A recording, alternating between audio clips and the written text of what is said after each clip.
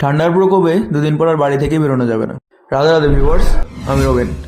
Mainly একটি e-commerce কোম্পানিতে আমি কর্মরত এবং তার সাথে আমি জিম করি।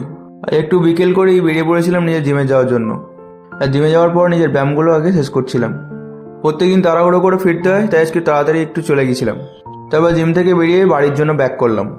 কিছুক্ষণ পরেই বাড়ি ফিরে তারপর চললাম আমার অফিসের জন্য। বাইরে এখন যে পরিমাণ ঠান্ডা পড়ছে, এই ঠান্ডায় রাত জেগে কাজ করাটা আমাদের জন্য অনেকটা চাপের হয়ে যাচ্ছে। একে তো রাত জেগে কাজ করাটা একটা কষ্ট, তার উপর যদি এরকমভাবে ঠান্ডা চলতে থাকে, কোনো কিছু করতেই আর নিজের কোনো রকম মন লাগবে না। এভাবে একটা রাত কাটিয়ে শুরু করলাম সকালে একটা গরম চা দিয়ে। এইরকম ঠান্ডায় এক কাপ গরম চা পুরো অমৃতর মতো লাগে। আরও ডিফিকাল্ট পার্ট হচ্ছে এত সকালবেলায় এরকম বাইক চালিয়ে বাড়ি ফেরাটা। ট্রাস্ট মি, যে শুধুমাত্র যারা বাইক নিয়ে এরকম যাতায়াত করে তারাই একমাত্র এই কষ্টটা বোঝে। এইভাবে আরও একটা দিন শেষ হলো। তোমরা প্রত্যেকে খুব ভালো থেকো আর প্লিজ আমায় ফলো করো। হরে কৃষ্ণা।